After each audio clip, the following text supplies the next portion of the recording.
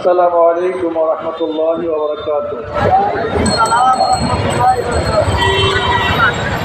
نحمد ونصلي على رسوله الكريم. أما بعد أعوذ بالله من الشيطان الرجيم. بسم الله الرحمن الرحيم. وتلك الأيام نداولها بين الناس. صدق الله العلي العظيم. সবাই বলি সাল্লাল্লাহু আলাইহি ওয়াসাল্লাম। ইসলামী আন্দোলন বাংলাদেশ